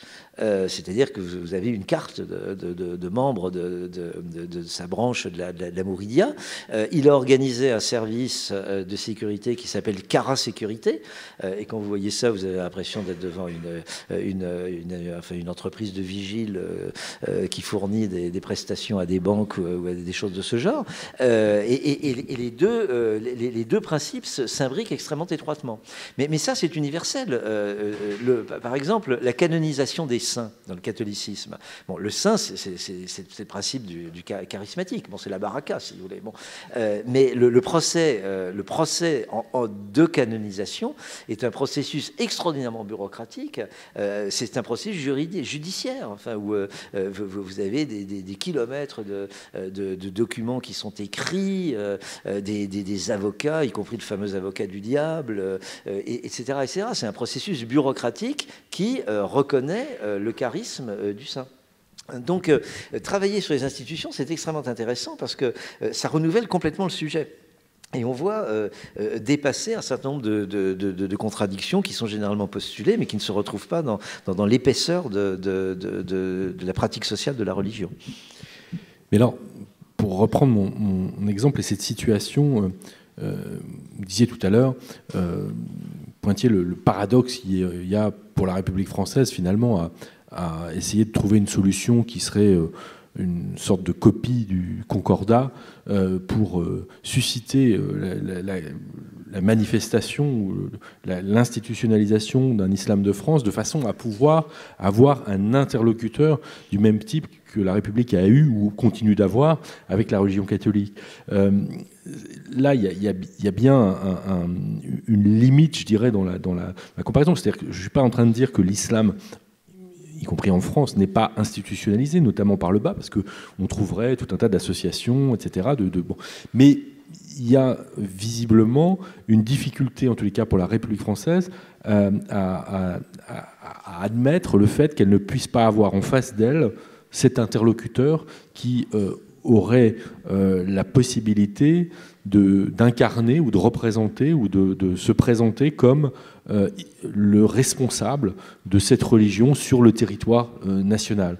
Au fond, c'est ça qu'on entend beaucoup et qui semble gêner un certain nombre de nos concitoyens dans l'organisation des relations entre le politique et le religieux en France aujourd'hui. Je pense que nous sommes dans la confusion la plus complète et que cette confusion porte la marque, je dirais presque maudite, de l'historicité de la société française. Je m'explique. Il y a une espèce de kit dans l'histoire de la France qui est le modèle du consistoire ou du concordat. Bon, alors vous avez tous en tête les affres de la Révolution française, et puis Napoléon Ier arrive au pouvoir, il trouve un modus vivendi avec la papauté sous la forme du concordat, et puis il organise les juifs sous la forme du consistoire. Mais là, on est dans l'ingénierie étatique du fait religieux. Et il faut bien le souligner parce qu'on s'inquiète toujours de l'influence que la religion exerce sur l'État, dans une vision très culturaliste. Ouh là là, l'État, l'islam paramètre l'État, ou éventuellement le catholicisme à une autre époque. Bon, mais on oublie que l'État, très largement, formate le fait religieux. Par exemple, même la séparation des cultes et de l'État en France a formaté le catholicisme, d'une certaine manière. Les catholiques, aujourd'hui, évoluent dans une religion catholique qui a été très largement produite par la loi de séparation de 1905. Alors, quand la République française se retrouve avec l'islam comme deuxième religion nationale, si je puis dire, enfin sur le territoire de l'Hexagone, et évidemment, elle est extrêmement embarrassée parce que son kit, son ingénierie évidente, c'est le concordat ou le consistoire. Mais le problème, c'est qu'entre-temps, il y a eu la séparation. Bon. Donc, il y a une difficulté. Même les laïcistes ou les partisans, les républicains laïcs, deux espèces un peu différentes, sont très embarrassés. Et ça leur colle au doigt comme un morceau de sparadrap. Ils n'arrivent pas à tirer de cette contradiction. Et puis, d'autant moins que cette contradiction, elle est venimeuse. Parce que si la République française n'a pas la même réaction, la même attitude par rapport à l'islam que par rapport aujourd'hui au catholicisme, au protestantisme ou au judaïsme, qui consiste à dire débrouillez-vous. Effectivement, la religion est un fait social, donc à un moment donné, il faut bien que les autorités politiques rencontrent des autorités spirituelles. Bon, effectivement, en France, pour les catholiques, on va le faire avec la conférence des évêques, et puis il y a le nonce, il y a ce genre de choses. Enfin bon, il y a des... Mais ce sont les catholiques eux-mêmes, dans le cadre de la laïcité, qui se sont pourvus, qui se sont procurés, qui sont pourvus des institutions qu'ils estimaient représentatives. Non sans conflit, d'ailleurs, au sein même du catholicisme. De la même manière, vous avez la Fédération protestante de France, qui regroupe... Mais c'est pas l'État français qui a dit aux protestants, mettez-vous dans une fédération. Et d'ailleurs, tous les protestants ne sont pas dans cette fédération. Alors là, tout d'un coup, c'est l'État français qui veut paramétrer, organiser eux-mêmes les musulmans. C'est très venimeux parce que ça nous rappelle deux choses. Ça nous rappelle l'administration indirecte coloniale, c'est-à-dire qu'on va coopter ou on va reconnaître des chefs traditionnels. Je force le trait de manière très incisive, j'en suis conscient. Mais il y a un peu de ça quand même dans ce. Et je le dis, vous le savez, Sylvain, je ne suis pas un adepte des études post-coloniales. Mais là, c'est quand même assez amusant de voir comment on reste prisonnier là aussi d'un kit. Alors comme tous ces musulmans, d'une manière ou d'une autre, ils sont basanés, ils sont noirs, ils viennent de... on ressort l'ingénierie coloniale, inconsciemment, bien entendu. Les gens n'y pensent pas de cette façon. Et puis, ça nous rappelle que notre République laïque, universaliste, etc., reste sourdement ethno-confessionnelle et qu'elle entretient avec le catholicisme, et en tout cas avec le christianisme, le même genre de rapport honteux que, par exemple, la République kémaliste prétendument, explicitement laïque, entretient avec le sunnisme de rite hanéfite. Quand vous êtes turc sunnite de rite hanéfite, vous êtes un peu plus citoyen turc que quand vous êtes, par exemple, kurde de rite chafi, a fortiori, bien entendu, si vous êtes juif ou chrétien. Donc, la République turque, déjà, c'est la République de Turquie. Vous savez qu'aujourd'hui, il y a un grand débat qui, à mon avis, est tout à l'honneur du parti d'obédience islamique, l'AKP, parce que, logiquement, c'est la République de Turquie. C'est-à-dire une conception ouverte de la citoyenneté. Et progressivement, c'est devenu la République turque. Et aujourd'hui, les salafistes de la laïcité kémaliste, si je puis le dire ironiquement, veulent parler de République turque, alors que l'AKP, d'obédience islamique, dit non, République de Turquie, parce qu'effectivement, il y a des Kurdes, il y a des chrétiens, etc. Et ce parti d'obédience islamique a une conception beaucoup plus universaliste de la citoyenneté que les fondamentalistes kémalistes. Bon, je le dis en passant. Mais si on revient en France, on a bien vu la République française livrer sa part juive aux nazis pendant la Seconde Guerre mondiale. Et la République française a été une république ethno-confessionnelle.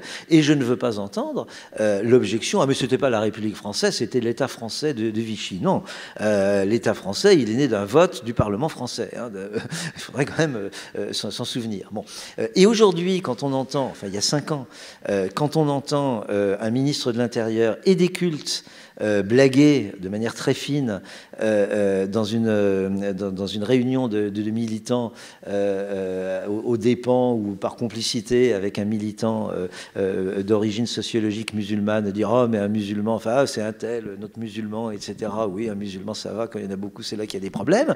Et que ce propos a été relayé d'une manière différente par M. Longuet, sénateur, etc. On voit bien que, pour une part au moins, de la classe politique française, la définition de la citoyenneté reste en partie ethno-confessionnelle. Alors moi, je suis un optimiste désespéré. On a bien réussi à déconfessionnaliser la citoyenneté française par rapport aux protestants, parce que n'oubliez pas que les protestants étaient persécutés quand même dans l'État français pendant très longtemps. On a réussi à déconfessionnaliser la République française par rapport aux juifs. On y arrivera bien au bout d'un moment par rapport aux musulmans. Et tout cela sera bien entendu oublié plus ou moins, sauf qu'il y a quand même des cicatrices, il y a quand même des blessures. Et c'est là où, à mon avis, les laïcistes, les partisans du laïcisme ne sont pas franchement universalistes. Alors, j'ai une dernière question avant de vous donner la parole dans la salle.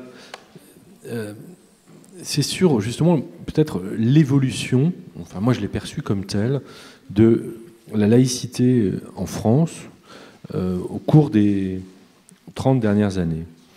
J'ai eu le sentiment que 1989, de ce point de vue-là, marque un tournant important.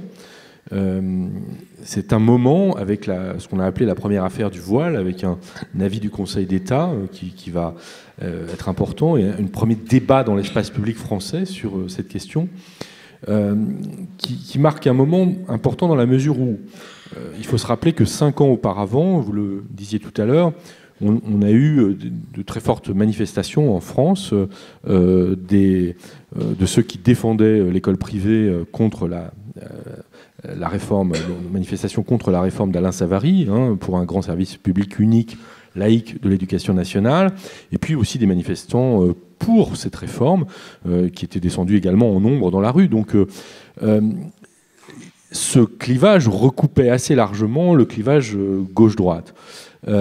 Or, à partir de 89, on va voir la droite, et même l'extrême droite, peu à peu se saisir du thème de la laïcité. Qu'est-ce qui se passe en 89 ? La laïcité n'est plus posée avec la question de la religion catholique, question très ancienne en France, elle est posée par rapport à l'islam, par rapport au voile. Ça, c'est un premier élément de changement. Et le deuxième élément, c'est que là où la question se posait par rapport à des institutions, elle se pose par rapport à des personnes. C'est-à-dire que là où ce qui était en jeu, c'était le financement d'écoles, et je rappelle qu'aux États-Unis, où on a inventé en quelque sorte la laïcité un siècle avant la Révolution française, Ariane Zambiras, dans son introduction de ce livre, le rappelle, Denis Lacorne a écrit un livre là-dessus intéressant. Aux États-Unis, il est strictement interdit par la Cour suprême, encore aujourd'hui, de financer la moindre école religieuse. C'est totalement impossible. Donc le fonctionnement actuel de la République française, qu'on pourrait estimer contraire à l'article 2 de la Constitution française, d'ailleurs. D'ailleurs, la QPC ouvre peut-être la possibilité de poser cette question un jour aujourd'hui. Je vais interrompre 30 secondes, mais sans compter la dérogation de l'Alsace-Lorraine. Oui, alors je parle même pas. Là, on paye carrément les curés et les pasteurs. Là, on est dans un autre régime, en quelque sorte, et dont on pourrait estimer qu'il est anticonstitutionnel, absolument. Mais en tous les cas, on a eu un déplacement d'une laïcité qui était pensée par rapport à des institutions vers une laïcité qui s'en prenait à des personnes. Et ça me semble, ce double changement, c'est-à-dire de passer de la religion catholique à l'islam et des institutions aux personnes, avoir eu un rôle très important dans le déplacement du thème de la laïcité dans le spectre politique, avec une gauche un petit peu désarçonnée, je dirais, par rapport à ce thème, et la droite qui était en grande partie opposés à une laïcité ferme, en tout cas, se saisir, et même le Front National, se saisir de cette question? Alors, la droite et l'extrême droite se saisissent de la laïcité justement dans sa dimension identitaire et essentialiste et au fond l'extrême droite ou la droite dure, disons, se saisissent du laïcisme, c'est-à-dire font du laïcisme cette espèce de mythe d'origine holiste, unanimiste, de ce qui serait la France. Bon, ce qui est assez comique, parce que là au fond, Madame Le Pen, par exemple, se comporte comme une salafiste, c'est-à-dire qu'elle est en train d'inventer une tradition républicaine qui n'existe que dans son esprit ou dans celui de ses partisans.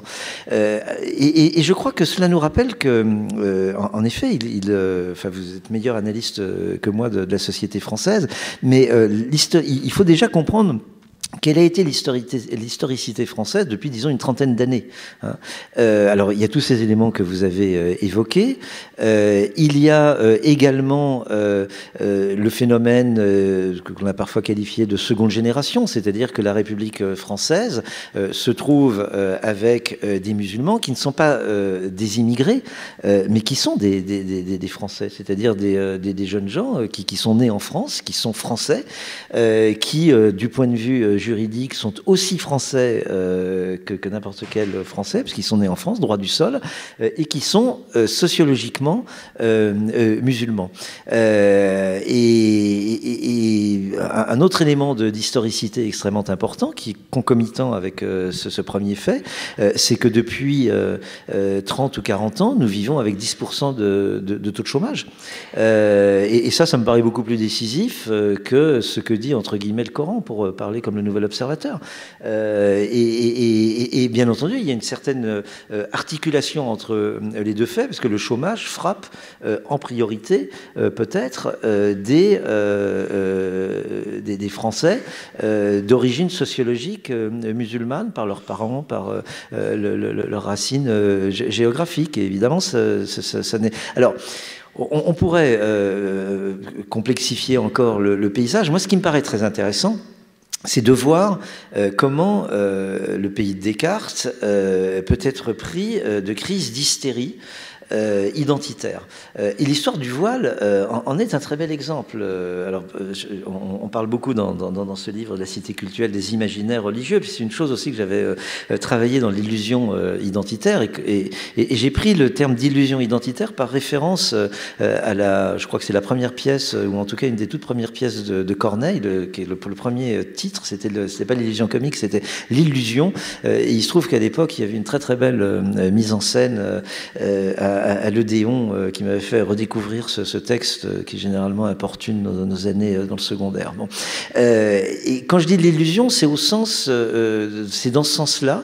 Et au fond, en ayant Freud un petit peu, le travail de Freud sur l'imaginaire à l'esprit. Bon, je m'explique. Le voile est une espèce de condensation, au sens freudien du terme, c'est une espèce de résumé d'une situation extrêmement complexe. Et le voile va condenser toute une série de dynamiques sociales de manière presque caricaturale. Parce que si on y réfléchit rationnellement, l'immense majorité des musulmanes en France ne portent pas le voile.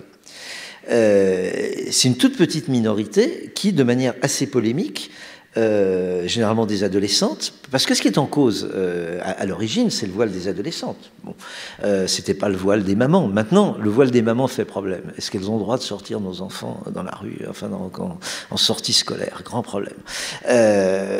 J'ajoute que je précise que moi personnellement, je suis malheureusement suffisamment âgé pour avoir connu beaucoup de femmes catholiques qui portaient le fichu dans les campagnes, à l'église, etc. Bon, ben, apparemment, ça posait pas de problème à la République. Et puis des sœurs, des religieuses infirmières dans des hôpitaux publics. Vous avez entièrement raison. Portent le voile. Il y a 30 ans encore. Ça, c'est... ça pose pas de problème.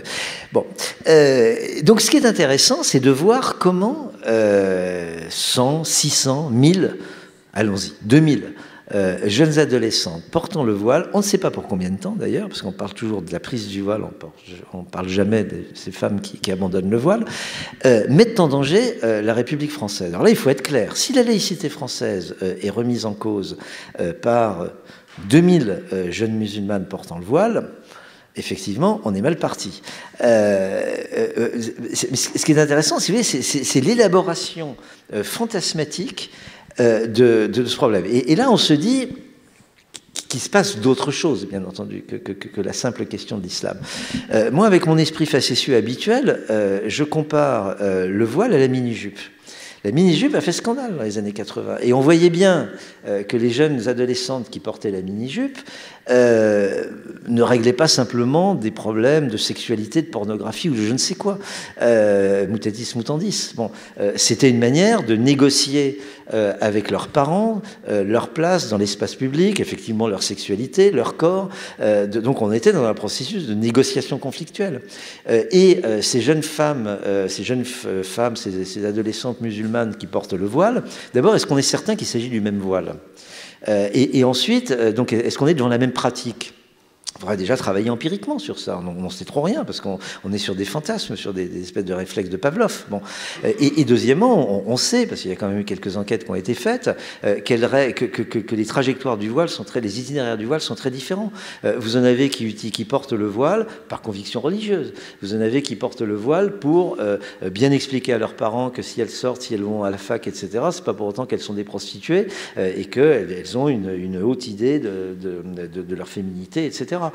Vous en avez qui portent le voile pour dire pas touche, moi je suis une musulmane, tu me touches pas, etc., etc. Donc il y a des itinéraires extrêmement... Mais ce qui est intéressant, c'est évidemment la pratique polémique vestimentaire et comment une pièce de vêtement peut condenser tout un imaginaire républicain de manière parfois assez... Alors...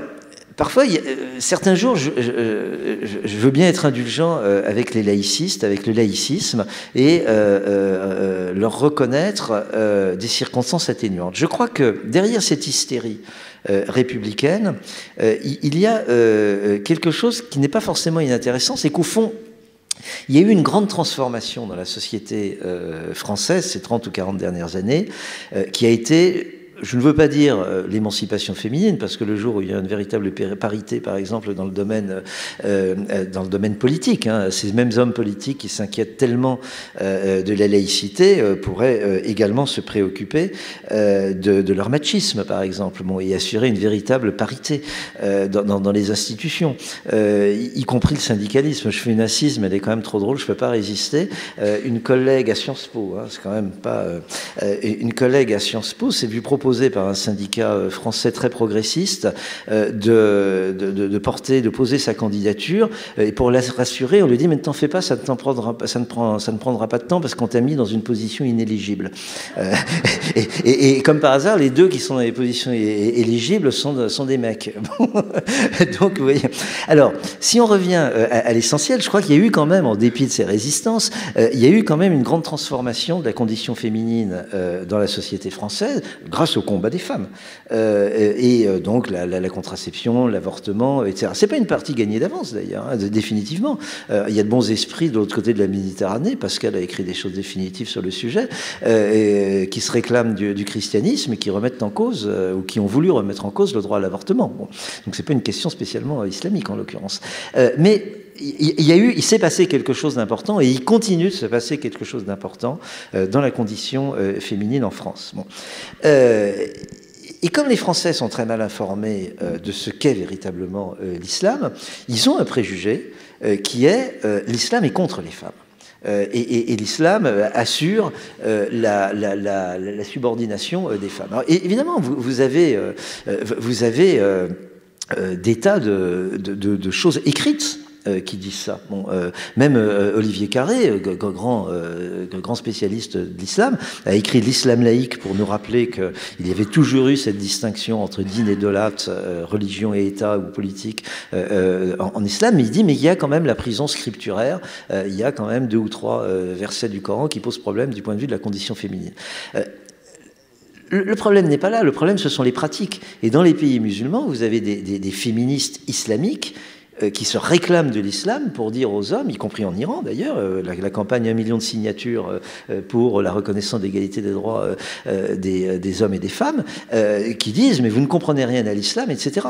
Et ça, on peut bien le comprendre du point de vue de la sociologie historique du politique, y compris lorsque l'on est catholique, parce que les droits de la femme et de l'homme n'ont pas été reconnus pendant très longtemps par l'Église catholique, alors même qu'elle se plaçait sous le magistère de la Vierge Marie. Et encore aujourd'hui, l'Église catholique est tout à fait discriminatoire à l'encontre des femmes dans l'exercice de l'autorité religieuse. Bon. Donc ce qui compte, ce sont les pratiques. Et je crois que l'opinion française est mal informée de la complexité des sociétés islamiques, où vous avez des femmes qui se battent, où vous avez des femmes qui se sont affirmées dans l'espace public sous le voile. Et grâce au voile, parce que le voile leur donnait une légitimité, pas simplement religieuse, mais également en termes de bienséance, si vous voulez, en termes de respectabilité. Et là, on est dans l'ordre des préjugés sociaux, beaucoup plus que des préjugés religieux. Et c'est une histoire que nous connaissons bien en Occident, parce que cela a été très bien montré par le grand historien Thomson de la classe ouvrière anglaise. Les femmes du prolétariat britanniques se sont affirmés socialement par le biais du méthodisme, pas par le biais de la religion. Hein. Donc, je crois que, bon, j'aime pas trop le terme d'islamophobie, mais la réticence à l'encontre de l'islam, c'est cette crainte de voir l'islam subvertir la laïcité ou la République est une crainte qui est portée par une société qui sans doute a fait quelques progrès dans la reconnaissance des droits entre femmes et hommes, et qui craint de voir ces progrès remis en cause par l'islam. Donc là, il y a tout un travail d'information à faire, de dire mais les musulmanes ne sont pas des femmes soumises. Et bon, moi je connais suffisamment les pays musulmans pour savoir qu'on en est loin. Et vous avez des femmes musulmanes qui se battent de la même manière d'ailleurs que vous avez par exemple des musulmans, peu importe qu'ils soient croyants ou sociologiquement musulmans, qui sont gays, qui sont homosexuels et qui se battent pour la reconnaissance des droits des LGBT. Tout ça, on est dans la lutte sociale. Mais je pense qu'il faudrait réfléchir sur cette espèce d'appréhension féministe, pour aller vite, si vous voulez, de la part de la société française, mais qui repose sur un contresens. D'abord la confusion entre le conservatisme social, la respectabilité, etc., et puis la religion, et puis un contresens ou une méconnaissance de la complexité sociologique des sociétés musulmanes elles-mêmes. Merci Jean-François Bayard. Peut-être on va prendre quelques questions. Je ne sais pas si... Oui, il y a un micro qui doit pouvoir circuler. Merci de lever la main. Je vais peut-être prendre 3 questions et puis dans un premier temps... Oui, monsieur, allez-y, je vous en prie. Oui, moi ce qui m'intéresse, c'est l'énoncé même, avec qui me paraît un peu une fausse symétrie, l'islam républicain, comme si d'un côté il y avait l'islam dont vous nous avez montré que c'est une notion un peu à géométrie variable, c'est une religion avec son côté un peu fourre-tout, un peu auberge espagnole, on y trouve ce qu'on y apporte politiquement. Et puis à côté de ça, il y aurait une république française qui serait un espèce de bloc complètement cohérent. Mais il me semble que cet énoncé, c'est aussi la notion de république française complètement cohérente qui est interrogée, y compris dans son historicité, parce que la République française de la loi de 1905, c'est une héritière du gallicanisme des rois français. C'est un rapport aussi entre le national et l'international. Voilà un peu la question que je voulais vous poser sur le mot républicain. Est-ce que c'est quelque chose d'aussi clair que ça? Merci, monsieur. Une autre question? Le micro va arriver. Là, il y en a une là et là. Merci beaucoup pour cette conférence, analyse très intéressante. C'est la première fois dans ma vie j'entends une conférence qui dit des choses vraiment intéressantes sur l'islam. Donc, je pense qu'on va sortir par la trappe. Je suis le débat depuis très longtemps, j'ai fait même une thèse là-dessus, et je suis très ravi d'entendre quand même des choses qui doivent être élaborées par les étudiants et par les chercheurs. Mais ce qui m'a intéressé le plus, monsieur le professeur, dans votre discours, c'est que quand vous avez parlé de l'hystérie de la République, ça c'est une analyse freudienne très intéressante, et que très peu des auteurs qui l'ont fait, et je pense que c'est une voie, c'est une aide, vous pouvez être conseiller de M. Valls dans ces difficultés actuelles, et les ministres de l'Intérieur. Ça c'est la première question que je vous pose, ce que vous pouvez faire pour les analyses sociologiques et psychologiques que vous avez développées à la fin de votre conférence, c'est extraordinaire. Et puis quand vous avez parlé de l'analyse, de la définition de la voile, et il y a le célèbre président de la commission de la laïcité qui est décédé, Bernard Stasi. Et je pense qu'il a fait une fausse route quand il a fait cette commission de laïcité. Je pense que vos avis sont contraires à lui, c'est une question que je vous pose. Et puis ce qui m'a intéressé au début de votre conférence, quand vous avez fait allusion à El Avrani et Mohamed Abdou en Égypte, il me semble que vos propos, monsieur, peuvent servir la France, le monde musulman et l'universel, puisque vous êtes assez modéré. Vous n'êtes pas du tout... J'ai bien aimé quand vous avez dit, je vois que Marine Le Pen comme une salafiste. Ça, j'ai bien aimé parce que ça veut dire, dans votre cerveau, vous avez bien réfléchi à la question. Je vous remercie. Je vous remercie, voilà. Troisième question, allez-y. Oui, simplement un point. Ayant toute ma vie vécu au milieu des trois religions, j'ai une sensibilité particulière à ces questions-là. Oui, je crois qu'il faut quand même tenir compte dans la réflexion sur l'aspect philosophico-social ou socio-philosophique, c'est-à-dire que finalement, la puissance au plan humain de la croyance dans les différentes religions. Et je crois, n'étant pas musulman, mais proche je ressens cette force qui est plus, avec le temps, et qui va s'estomper, mais qui existe, qui est quand même différent de la force de la religion catholique ou même l'autre religion. Je crois qu'il faut tenir compte de l'évolution dans cette affaire des croyances dans le temps. Peut-être commencer, les derniers seront les premiers. Je suis d'éducation catholique. J'ai commencé par la dernière question parce que c'est effectivement la perception que l'on peut avoir, parce que, bon, surtout on est en France, donc on évolue dans une société qui est très sécularisée, qui est donc une société de séparation des cultes et de l'État, et il faut reconnaître que nous sommes dans une situation tout à fait particulière, y compris par rapport au monde occidental. La laïcité française, vous la retrouvez peut-être en Belgique, et puis point barre, hein, je pense. Et si vous allez dans la plupart des autres pays européens ou aux États-Unis, pour nous en tenir au monde occidental, vous aviez entièrement raison, Sylvain, de rappeler le cas très particulier des États-Unis, qui ont une autre forme de laïcité, hein, que, comme l'a très bien montré Denis Lacorne et puis Ariane Zambiras dans un autre ouvrage que celui-ci, qui est sa thèse sur les controverses, enfin la politique inspirée aux États-Unis, mais cette idée vraiment de la laïcité est très très particulière à la société française. Bon, donc on vit dans un régime très tempéré. De ce point de vue. Mais vous avez une intensité de sentiments religieux qui sera beaucoup plus grande, y compris dans le monde occidental, dans des pays comme par exemple l'Angleterre ou l'Italie, ou moi d'ailleurs, comme pur produit de la société française laïque. Souvent, je me sens un peu mal, un peu étouffé par cette religiosité. Par exemple, je suis resté 3 mois à Cambridge, dans un collège britannique. C'est lourd pour moi, si vous voulez, laïque. et non pas laïciste. Bon.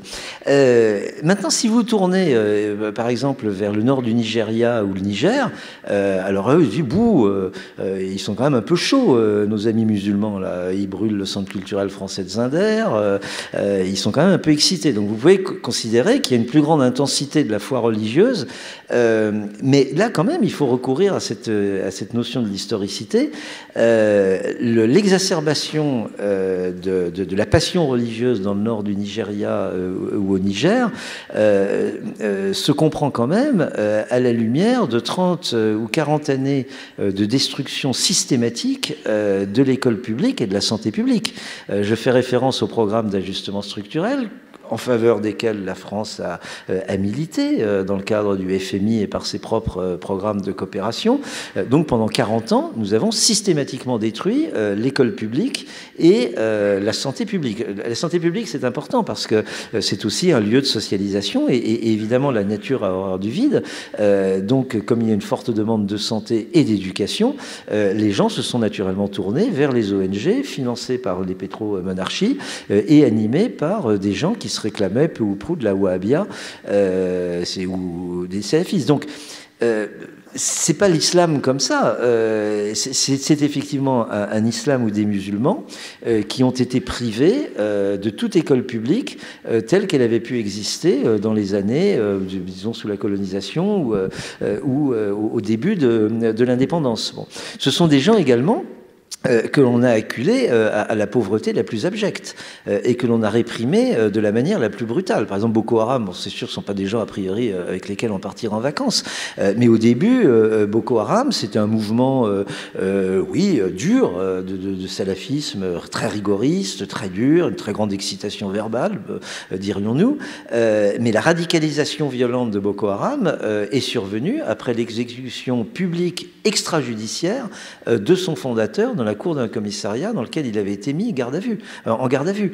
Et aujourd'hui, l'État nigérian, à l'immense population du nord du Nigeria, n'a rien d'autre à offrir que de la pauvreté et des balles. Donc, je crois qu'il est extrêmement difficile, si vous voulez, de prendre la température religieuse des différentes confessions. Et s'il fallait comparer l'islam et le christianisme, il faudrait faire intervenir beaucoup d'autres variables comme l'emploi, l'existence ou non de l'école, l'accès pour tous à l'école, etc.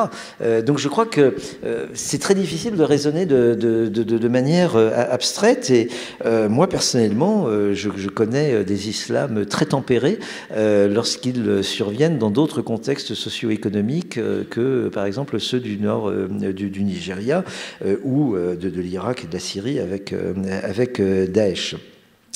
Alors, je vous remercie naturellement de vos propos beaucoup trop généreux. Et le rôle d'un chercheur, c'est d'être un empêcheur de penser en rond. Hein, d'où la part inévitable de provocation. Bon, mais je pense que c'est notre rôle.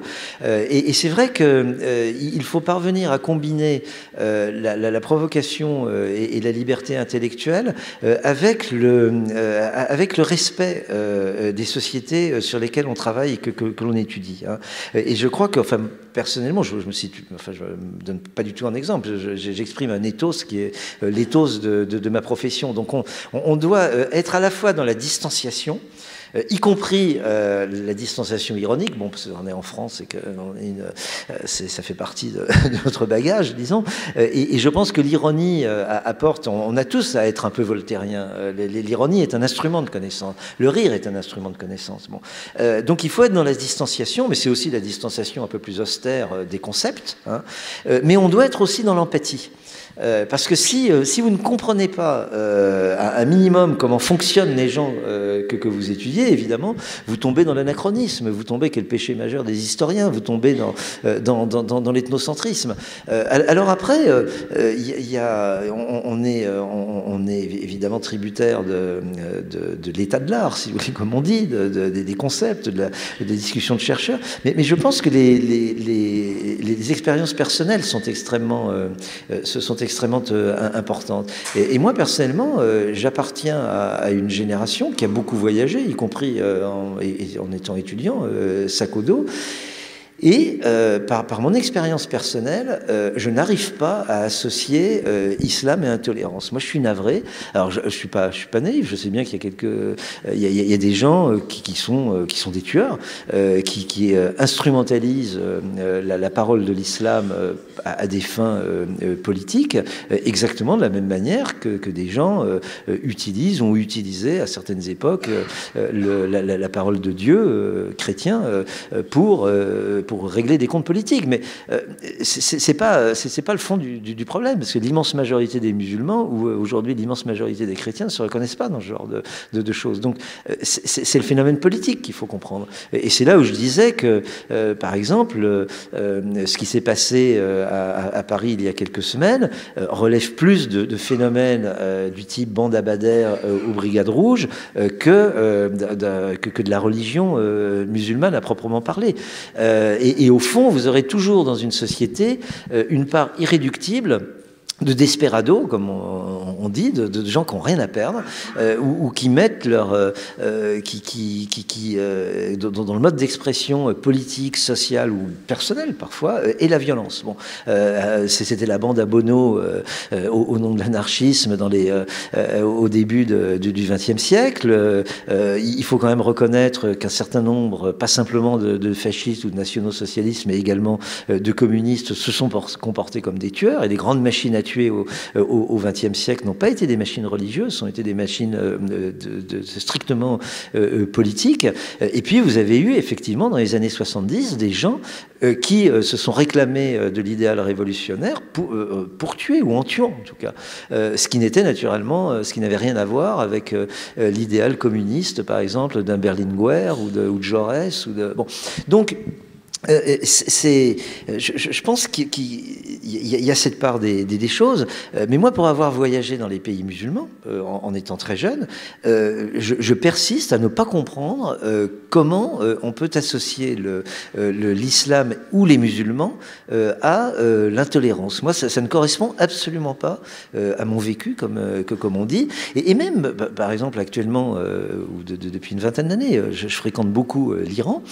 J'ai pu avoir des discussions politiques très vives avec des Iraniens, mais c'est toujours le registre politique, c'est-à-dire qu'on verra en moi un représentant du petit Satan, de l'impérialisme, et donc c'est des prises de tête, si vous voulez, qui relèvent plus du nationalisme ou du tiers-mondisme. Mais sur le plan religieux, moi je suis rentré dans des mosquées en Iran, les gens voyaient très bien ou ils ne le voyaient pas, d'ailleurs ils s'en fichaient complètement. Et je me suis jamais senti dans une position gênante ou dans une position désagréable parce que j'étais supposé être chrétien. Je veux dire d'ailleurs que l'Iran est le seul pays où on m'a offert une croix en or parce que les gens savaient que j'étais sociologiquement chrétien, et très gentiment ils m'ont offert une croix en or. C'est le seul endroit où on m'a offert un bijou religieux, enfin un bijou catholique. Bon. Les voies du Seigneur sont décidément impénétrables. Et pour finir, l'islam républicain... Bon, là aussi, il y a une part de provocation. Hein. Évidemment, quand vous dites islam républicain aux Français, c'est un pied de nez. Mais il faut bien voir que l'islam républicain, que j'ai repris pour le titre de la conférence, parce que je suis paresseux, j'ai repris le titre du livre. Et le livre ne parle pas de la France, où il en parle en miroir, de manière assez ironique. Mais le livre, au fond, il a consisté à prendre Marianne par la main et à lui dire, écoute, je vais te faire un peu de tourisme politique. Donc, je vais t'emmener dans 3 républiques, qui sont peuplées par des musulmans, la République turque, la République iranienne et la République sénégalaise. Hein, on va faire un peu de tourisme politique. Alors, et évidemment, Marianne, quand elle revient à Paris, elle est un peu troublée parce que vous avez entièrement raison. Elle a vu déjà 3 républiques complètement différentes. La République turque, la République iranienne et la République sénégalaise n'ont rien à voir l'une par rapport à l'autre. Bon, c'est un principe républicain, mais institutionnellement, idéologiquement, en termes de politique publique, en termes d'imaginaire républicain, les choses sont complètement différentes. Bon, donc vous avez entièrement raison. Il y a une historicité, il y a une complexité du fait républicain. Et quand Marianne revient avec moi à Orly, bon, elle est un peu troublée, parce qu'évidemment, elle réfléchit autrement à sa propre République. Et elle en comprend aussi les régimes historiques ou les régimes d'historicité différents. Hein. Donc, vous connaissez le problème. Quand vous êtes avec un éditeur, il faut trouver un texte un titre un peu incisif, un peu réducteur, un peu provocateur ou polémique. Et c'est un peu pour bousculer Marianne que j'ai pris ce terme. Mais oui, hétérogénéité de l'islam, hétérogénéité des républiques dans le monde et hétérogénéité du fait républicain en France. D'ailleurs, même dans la synchronie, je n'ai pas exactement la même conception de la République française que Madame Le Pen. Bien, je pense qu'on a déjà dépassé l'heure, on va s'arrêter là. Merci beaucoup de votre Jean-François accueil. Bayard.